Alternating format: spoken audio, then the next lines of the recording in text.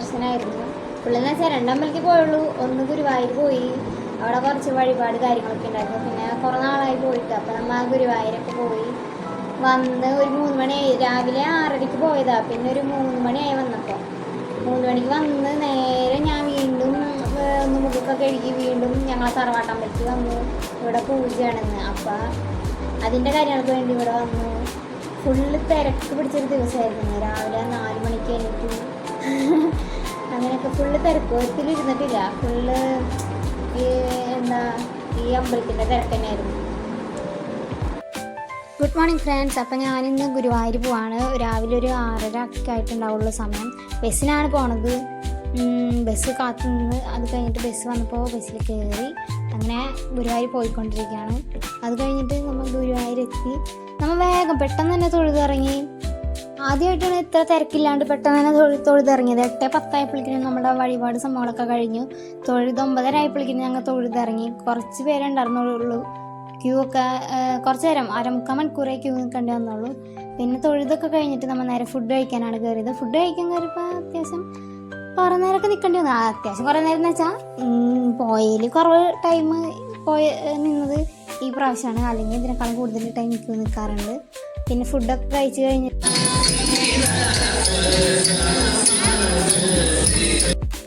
നമ്മൾ ജസ്റ്റ് അവിടെ ഡാൻസൊക്കെ കണ്ടു. അതിനുശേഷം പിന്നെ ഗണപതിയുടെ ഒരു ഫ്രെയിം വാങ്ങി. പിന്നെ ഗുരുവായൂർ പോകുമ്പോൾ പണ്ട് ഉണ്ടായിരുന്നാണ് ഇങ്ങനെ മോതിരം വാങ്ങിക്കില്ല. അപ്പം ഞാൻ ഒരു മോതിരമൊക്കെ വാങ്ങിച്ച് എന്നിട്ട് ഞങ്ങളൊന്ന് ആൻറ്റിയുടെ ഫ്ലാറ്റിലൊക്കെ ഒന്ന് പോയി. നേരെ പിന്നെ ബസ് കയറി വീട്ടിലോട്ട് പോയി. തറവാട്ട് അമ്പലത്തിലൊരു പരുന്ത് വന്നിട്ടുണ്ടായിരുന്നു. അവിടെ അടുത്തൊരു വീട്ടിൽ വളർത്തുന്നതായിരുന്നു. അയ്യോ നല്ല രസമുണ്ടായിരുന്നു അങ്ങോട്ടും ഇങ്ങോട്ടും പറന്നിട്ട്. പിന്നെ ഞാനവിടെ ഇരുന്ന് ഹായൊക്കെ കാണിക്കുന്നുണ്ടായിരുന്നു. അവനോട് നോക്കുന്നൊക്കെ പറഞ്ഞു. പക്ഷേ അവൻ നോക്കണില്ല. അപ്പം ഞാൻ തന്നെ സ്വയം ഇരുന്ന് ഹായ് പറയണുണ്ട്. അപ്പോൾ അവിടെ ഒരു ആൻറ്റി ചിരിക്കുന്നുണ്ടായിരുന്നാണ്. അതുകൊണ്ട് ഞാൻ നോക്കി തിരിച്ചതാണ്. അപ്പോൾ അവൻ്റെ അടുത്ത് ഒരു ഹായ് പറയാൻ പറഞ്ഞിട്ടൊന്നും പറയണില്ല. ഇപ്പം ഞാൻ അമ്പലത്തിലാണ് ഇരിക്കുന്നത്. കുറേ നാളായി വീഡിയോ ഒക്കെ ഇട്ടിട്ട്. കുറേ ആൾക്കാർ ചോദിച്ചു എന്താ വീഡിയോ ഇടാത്ത, യൂട്യൂബ് തുടങ്ങി അപ്പോൾ തന്നെ വീഡിയോ നിർത്തിയോ, യൂട്യൂബൊക്കെ നിർത്തിയോന്ന് കുറേ പേര് ചോദിച്ചു. അപ്പോൾ എന്നെ അറിയാവുന്ന കുറച്ച് പേർക്ക് അറിയാം. കുറച്ച് ഹെൽത്ത് ഇഷ്യൂസ് പ്രോബ്ലം കാര്യങ്ങൾ ഹോസ്പിറ്റലൊക്കെ ആവേണ്ടി വന്നു. അപ്പോൾ അതുകൊണ്ടാണ് വീഡിയോ ഒന്നും ഇല്ലെങ്കിൽ. തുടങ്ങിയപ്പോൾ ഭയങ്കര വലിയ ഇൻട്രസ്റ്റ് ഒക്കെ ആയിരുന്നു വലിയ വീഡിയോ ഇടാൻ. പിന്നെ ഹോസ്പിറ്റലായപ്പോൾ ഇത്ര ഗ്യാപ്പ് വന്നപ്പോൾ എനിക്ക് പിന്നെ മടി പിടിച്ച് ഞാൻ വിചാരിച്ചു ഹോസ്പിറ്റലായി. അത് കഴിഞ്ഞ് ഡിസ്ചാർജ് ആയി വന്ന് ഒരാഴ്ച കഴിഞ്ഞിട്ട് വീഡിയോ ഇടാൻ. പക്ഷേ എനിക്ക് മടി പിടിച്ച് വീഡിയോ എടുത്തില്ല.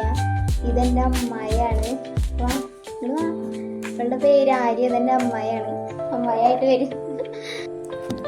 ഇപ്പം എന്നെ അറിയാവുന്നവർക്ക് കുറേ പേർക്ക് അറിയാം എൻ്റെ ഹെൽത്ത് ഇഷ്യൂ എന്താണ് കാരണം. അപ്പം ഞാൻ അത് ഫുള്ളൊരു വ്ളോഗായിട്ട് വേറെ ഞാൻ എന്തായാലും ഇടാം. ഇത് ഇപ്പം ഒന്നും പറഞ്ഞാൽ തീരില്ല. അതുകൊണ്ട് ഞാൻ അത് വേറൊരു വ്ളോഗായിട്ട് എന്തായാലും ഇടാം.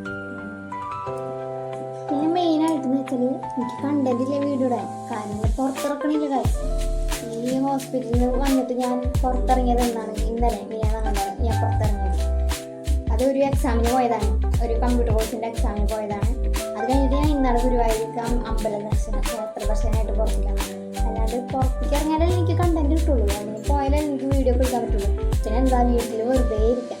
ഫുൾ ടൈം വെറുതെ ഇരിക്കണം. വേറൊരു പണിയില്ല. അതുകൊണ്ട് ഞാൻ വീഡിയോ എടുക്കുന്നില്ല. വെറുതെ ഇരിക്കണത് നിങ്ങളിങ്ങനെ കാണിപ്പിച്ച് ബോറടിപ്പിക്കാൻ പാടില്ല.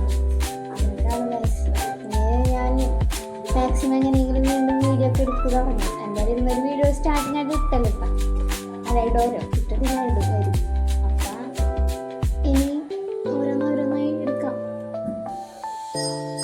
എൻ്റെ ബാക്ക്ഗ്രൗണ്ടൊക്കെ നോക്കിയിട്ട് നിങ്ങളൊന്നും വിചാരിക്കേണ്ട. അമ്പലത്തിൻ്റെ ഓഫീസാണ്. ഇവിടെ മറ്റേ പുഷ്പാഞ്ജലി സാധനങ്ങളൊക്കെ എഴുതാൻ വേണ്ടി വന്നിരുന്നതാണ്.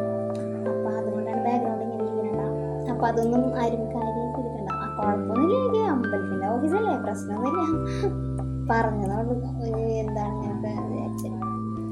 പിന്നെ ആ പോണതാണ് എൻ്റെ അനിയൻ. അവിടെ പൂജയൊക്കെ തുടങ്ങി. അപ്പം നമ്മൾ തൊഴാനായിട്ട് പോയി. നാമം ചൊല്ലുമല്ലോ. നാമൊക്കെ ചൊല്ലി ഈ പുഷ്പാഞ്ജലിയുടെ പ്രസാദമൊക്കെ കിട്ടി.